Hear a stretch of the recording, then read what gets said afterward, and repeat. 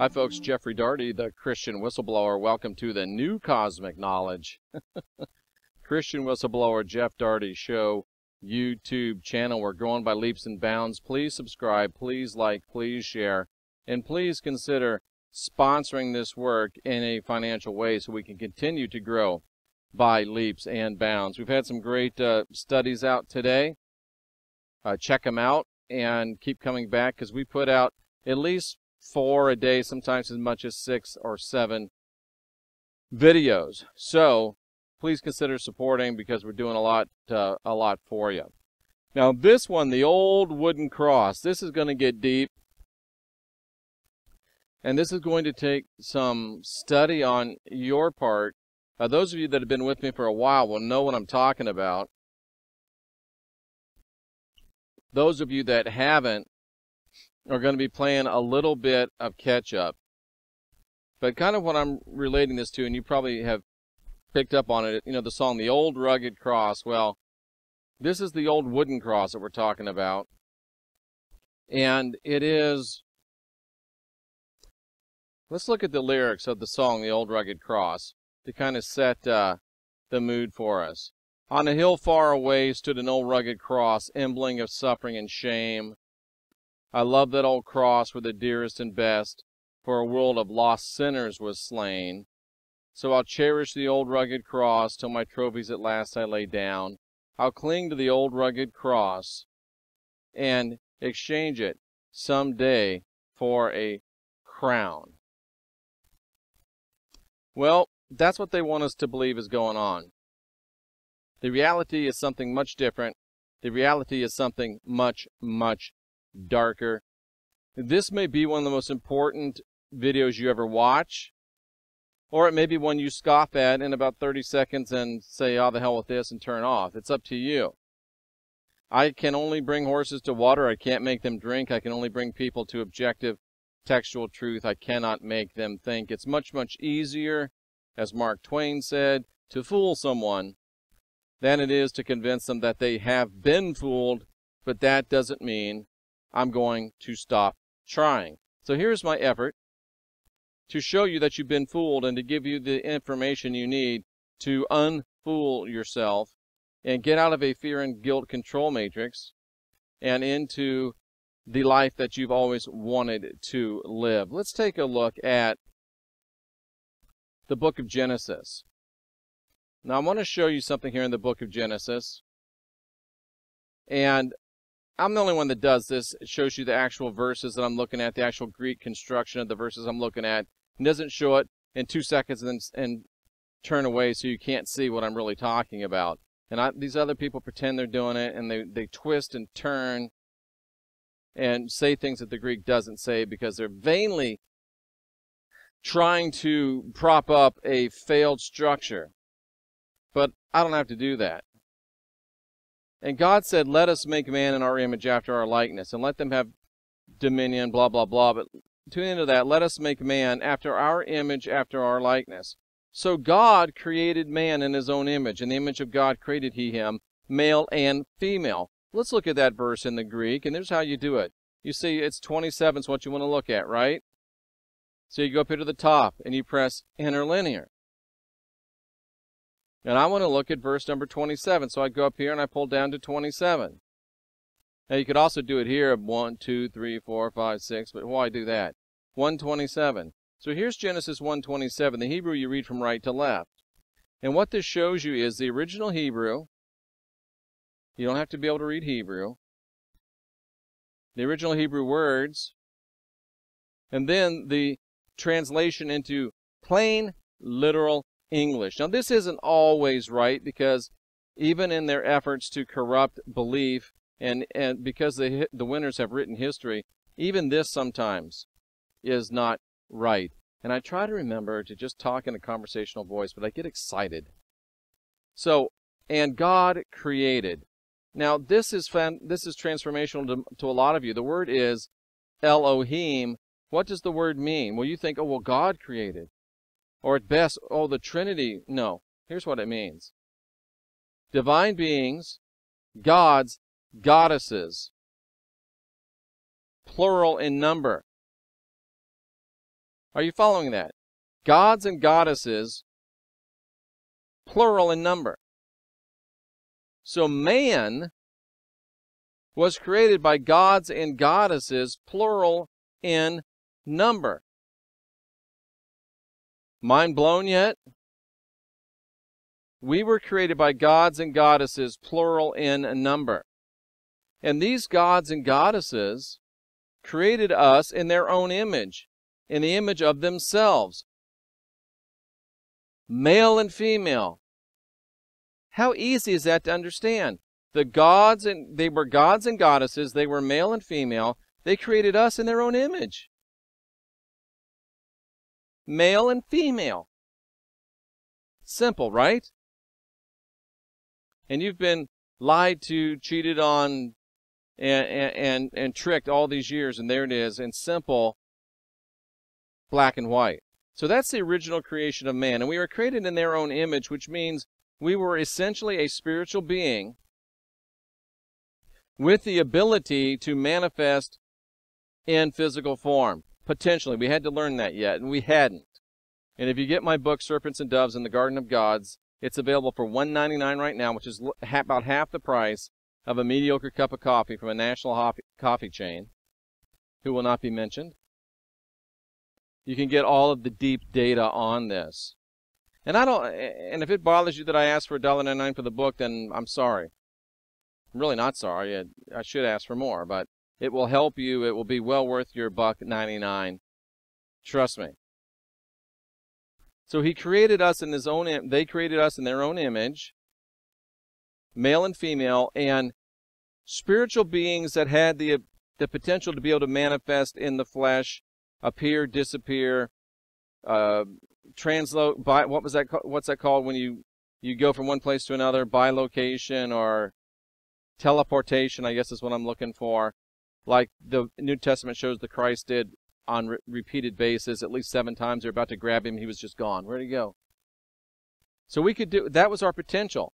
And Adam and Eve, and of course it wasn't really Adam and Eve, they saw the gods come down in the cool of evening and walk in physical manifestations of bodies.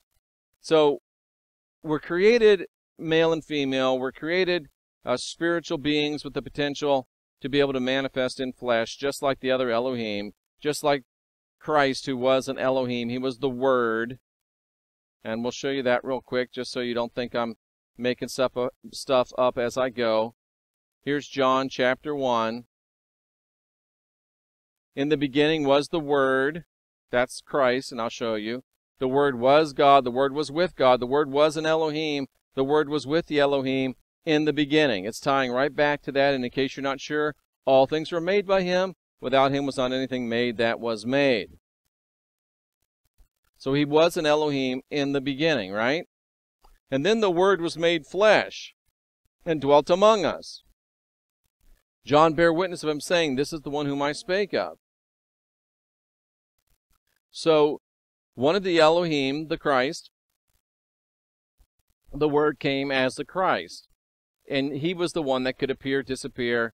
He could teleport and do all sorts of cool stuff. And we are created in that same image. So we can do it. And I did a video just today on Scientology and why it's okay to bash Scientology, because it's one of the religions that are teaching some of these deep truths that they don't want us to know. And one of those is to be able to get outside your body. Using techniques that I mainly learned through Scientology. I'm not a Scientologist, but I learned this spiritual technology initially through Scientology.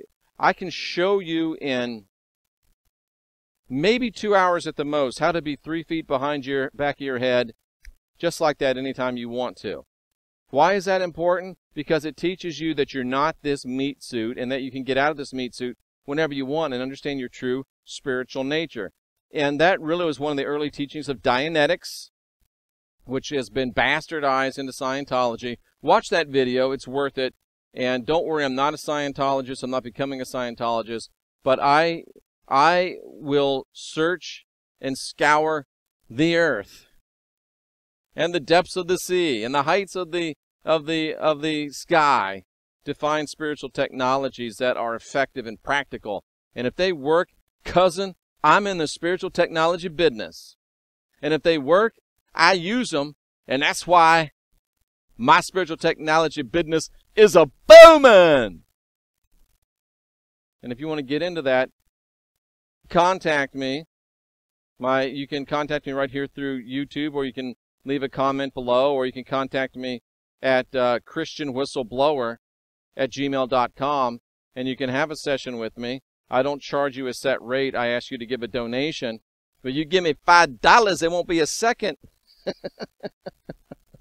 session. I can guarantee you that. You know what I mean. It's quid pro quo.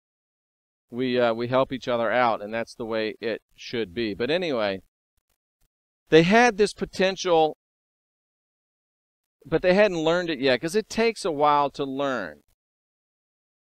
And so what happened then was, and we're getting to this wood thing. I'm trying to establish this wood thing, old wooden cross.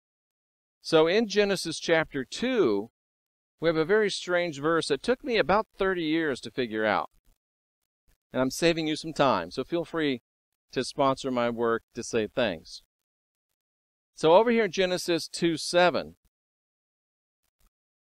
the Lord, who's the rat bastard, Yaldabaoth, Jehovah, Marduk, Yahweh, Samael, Sackless, rat bastard, created by Sophia without the knowledge or consent of her male consort. So he really is a rat bastard. He formed man of the dust of the ground. What? How can that be? We've already been made. So what you have to notice here is in Genesis chapter 2, verse 7, we were already made. Man was already made. We were already a spiritual being, right?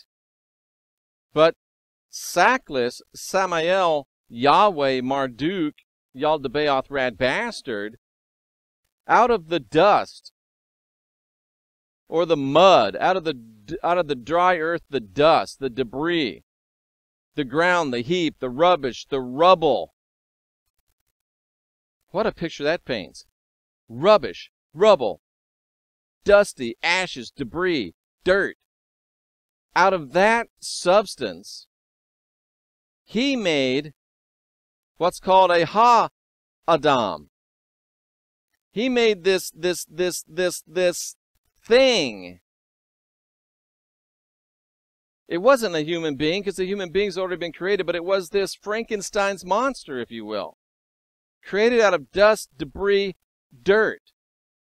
Out of the ground. Dust, dirt.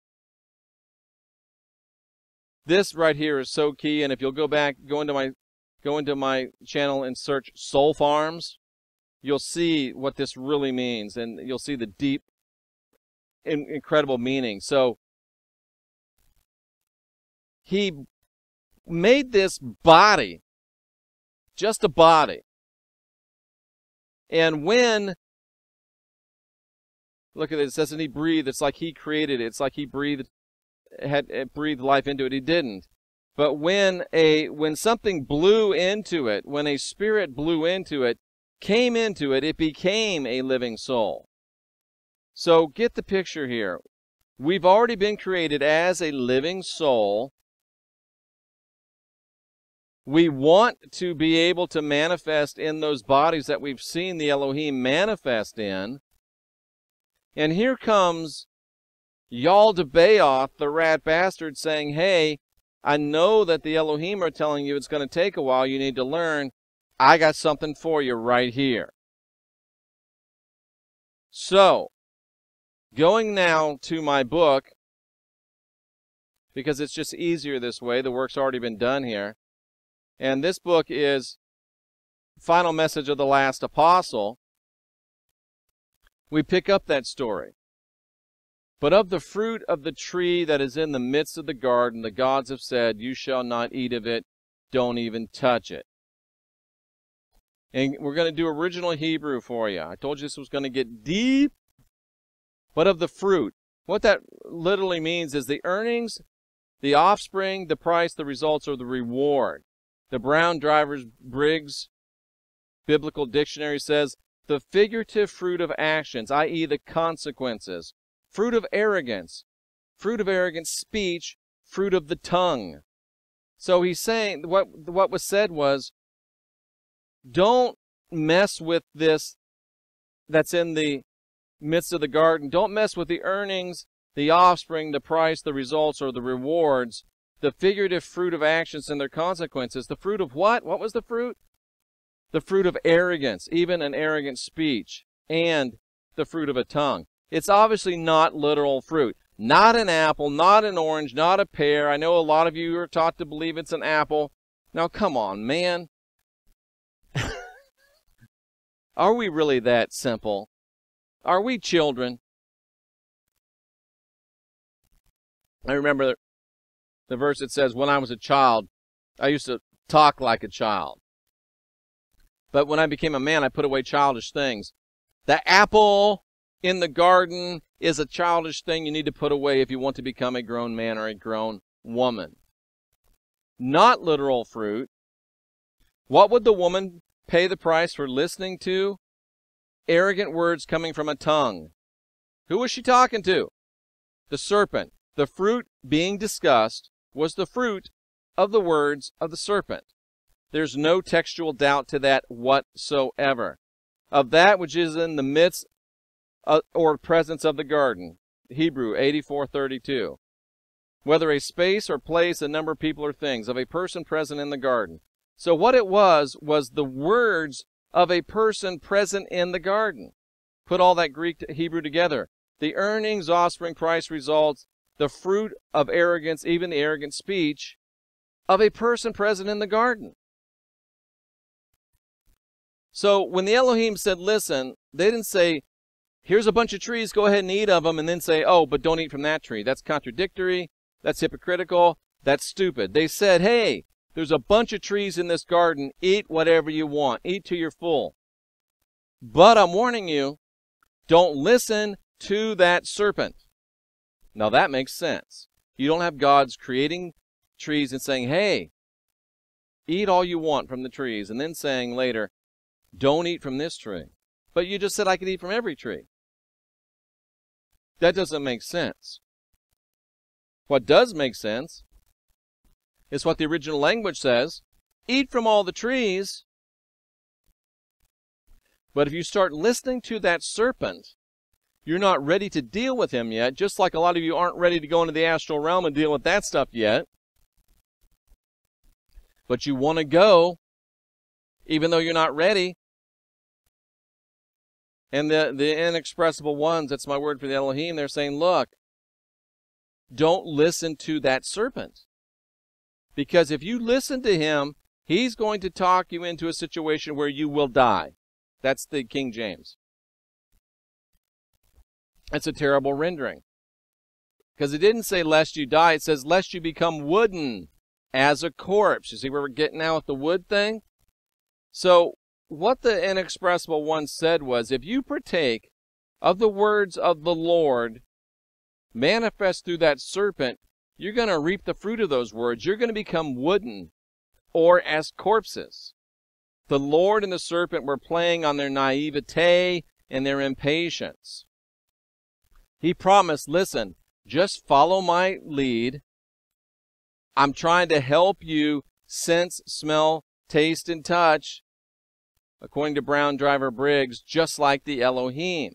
The only thing that makes sense here is that the serpent, the agent of the Lord, or possibly the Lord himself, I almost think it was the Lord himself manifest in this serpent's body, or as a serpent, because he wouldn't leave this to chance. He said, look, I'm telling you that if you'll get into this body that I just made, you can experience all of these senses and all of these states and all this physicality that you want without putting in the work that the Elohim wants you to do. And here I go again. It's like you wanting to take some ayahuasca, or you wanting to take some DMT, or you wanting to take some psilocybin or whatever that's called, or you wanting to take some acid to gain these big spiritual enlightenments, but you're not willing to do the actual spiritual work to get it done. I'll just leave that right there. So this woman had seen the Elohim appear in the physical form many times. Genesis 3:8 says they walked and talked in the cool of the evening. They were awed by the bodily manifestation. They wanted to do it themselves. And the Elohim said, we're going to teach you, but just chill. And here comes the serpent saying, look, they're just trying to keep things from you because they know as soon as you're able to experience all that stuff, you'll be just like them. So the Lord and his serpent, or the Lord as the serpent, convinced them that the experience was the only thing keeping them from gaining full Elohim status, and the Elohim were just trying to keep them from becoming like them. He offered a shortcut. And when the woman took a look at it, she saw the tree or the body looked pretty good. It looked like the one that the Elohim inhabited. She desired the fruit of it. She desired to be able to be wise and to know all these physical manifestations. And you know that snake was telling her, and there's this thing called sex. Woo! Where do you get some of that? So there was a sexual component to it. It was lust of wanting to be able to lust, I guess. So, long story short, the woman gave in to the temptation, entered the wood. Nothing more than a metaphor for a body. The Lord promised a body like the Elohim, but that's not what she found herself in. It was a crude mud counterfeit. And it explains a verse that took me, again, about 30 years to figure out.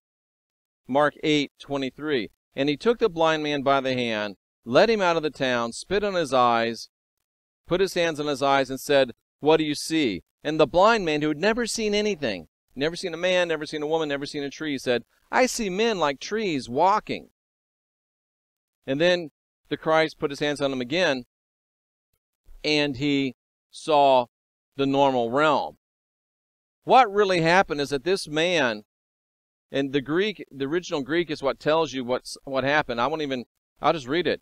And the man said, I see the human race, both male and female, created in the image of the God. That's exactly what we saw in Genesis 1:26 and 27, right? Sorry, I get excited. Genesis 1:26 and 27. And so the gods created man in their own image, in the image of God created he them, right? And what do we see over here? This man says the human race, both male and female, created in the image of God. He was getting a vision of the original creation. He was really getting a vision of a spiritual reality, and I'll show you this. These people vested with individual priesthood, I see them staggering around in circles, wooden. What a remarkable statement. This man had actually looked into the true realm of the spiritual, and he had seen the desperate plight of humanity. When the Christ healed the guy, he enabled him to see the spiritual realm. And he was able to see that we were suffering in this wood when we were not supposed to be there. And the Lord that we saw in Genesis 2:7, he made those bodies, those counterfeit bodies. And in the book here, this is Final Message of the Last Apostle, it talks about how clay and dirt has the organic compounds necessary for life, but they just can't get actual life into it. Neither could the Lord, so he just conned Adam and Eve to go into it. And the Gnostics, in the second discourse of the Great Set, said, Yaldabaoth, who is the Lord, created men in a phony way. So this is not out of my head. This is out of the Scripture. So Now we come down and start talking again about the wooden cross. And let's look again at the lyrics of the old rugged cross with this new information in mind. On a hill far away. Is it too much of a... Can I make this bigger? I probably can, but I don't know how right now. I hope you can see that. On a hill far away. Is it too much of a stretch for us to think about in a garden far away? Stood an old rugged cross. Stood an old wooden tree. And it really was the emblem of suffering and shame, of a spiritual being that would go into it to be trapped, which is suffering and shame. And I love that old cross where the dearest and best of our world of lost sinners was slain. We are not sinners. We have the spark of divinity within. The Christ said, the kingdom of God is in you. We're also told in the Greek scriptures that you are the temple of the Holy Spirit, and the Holy Spirit is in you. The Christ told us that the Comforter is in us, that knows all things, that brings you into all truth. The spark of divinity is in you. We are not lost sinners. But y'all Debayoth and the Roman Catholics and the Roman Protestants, they love that old cross, where the dearest and best was slain. You're the dearest and best. I'm the dearest and best. Christ in us, the hope of glory. Those of us filled with the spark of divinity, we are the dearest and best. We're not lost sinners, but our imprisonment allowed them to create a world view of lost sinners. And it's worked for at least 2,000 years. And the fix is in, they teach us to cherish the old rugged cross. Cherish this prison that we're in. Cling to this prison that we're in. Oh, don't do any astral projection. Don't let that Jeff guy teach you how to get out of this wood. The wood is good. And someday, that's what Christianity is all about. Someday. Christianity is a religion of pie in the sky, in the sweet by and by, someday after you die. But what they don't tell you is this, that the pie in the sky, sweet by and by, after you die, is another prison just like this one.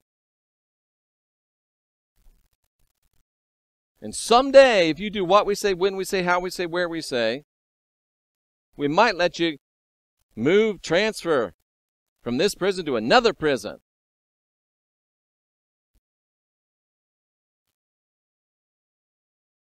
And when they really get you good, that old rugged cross, despised by the world, despised by people like me and now you that know the truth, it'll have a wondrous attraction for you. For the dear Lamb of God came down to dark Calvary. It has a dark attraction to you. This is spiritual Stockholm Syndrome. You get so stuck on it that you don't want to be free.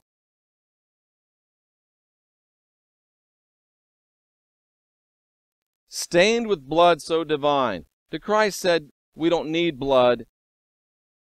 We just need cleansing of our karmic passing down of energetic transference.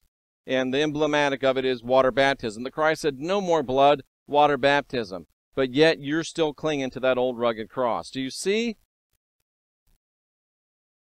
The old rugged cross is the tool that keeps you once and for all in a prison.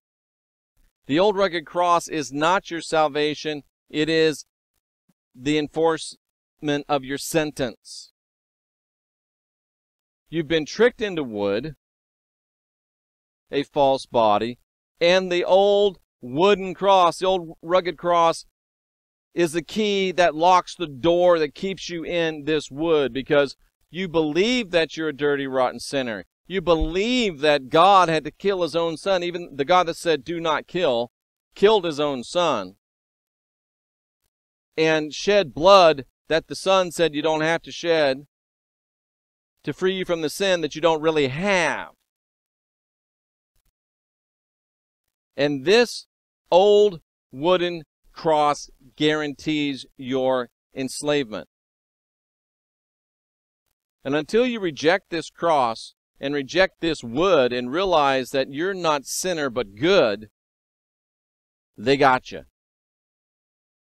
And think about the structure of this cross.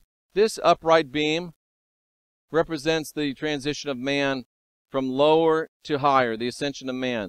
This cross beam where they nailed him, allegedly, this cross beam stops the progress from man to God. It traps you in this wood. And until you break this, you're in the wood for good, and you'll never, ever be what you're supposed to be, what you're meant to be. You'll never be free. You now know the truth, and the truth can now set you free.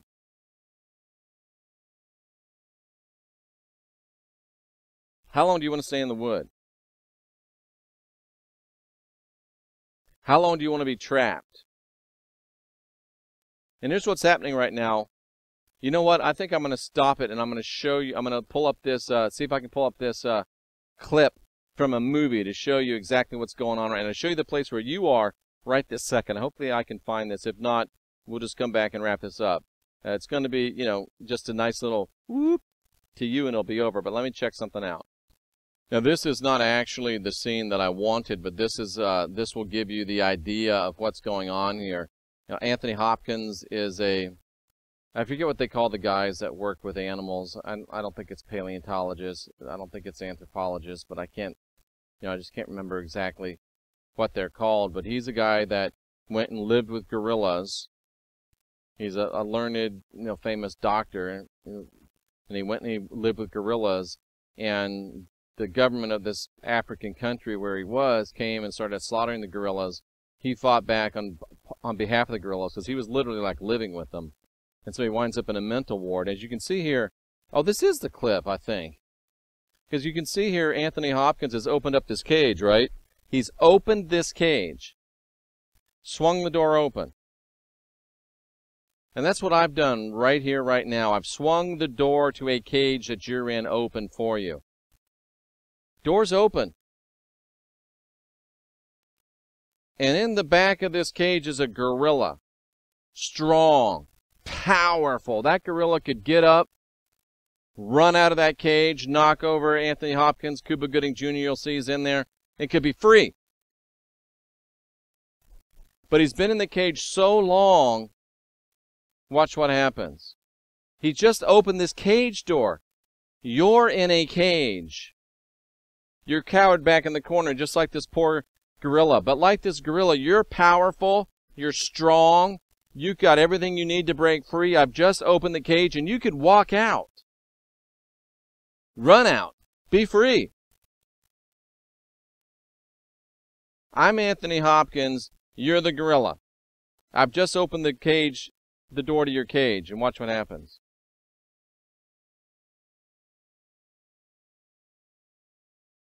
Look at that.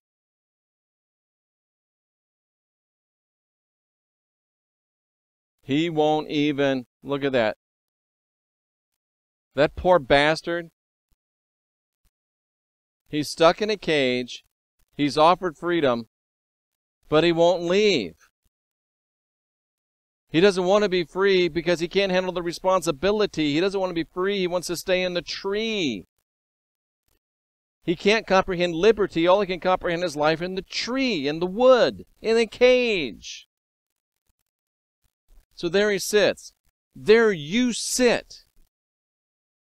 Door wide open, but you won't leave. What's wrong with you? I hold out this hope that I might be the one that says the word that makes you say, oh, shit, what am I doing here? I can go. I can be free. I don't need to be in this. I don't need to believe the original sin lie. I don't need to be stuck in Roman Catholicism, Roman Protestantism. I can leave. I can be free. I can be happy. But there you sit. like that poor gorilla, because you're too afraid. You're too afraid. Why? Why? Why? I'm trying to get you to unwind your mind. I'm trying to get you to unindoctrinate yourself. I'm trying to get you to guide your own spirit. I'm trying to get you to be your own guru. I'm trying to get you to master your own ascension. I'm trying to get you off your gorilla butt.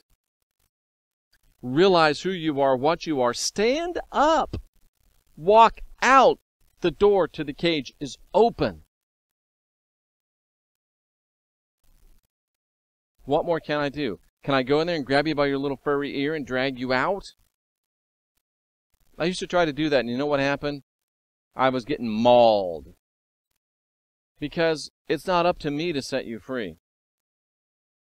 Each man, each woman must choose liberty for themselves. I can't choose it for you. I've shown you you're in a cage. I've unlocked the door. I'm standing, holding it open. Only you can get up and walk through it. I'm Jeffrey Daugherty, the Christian Whistleblower.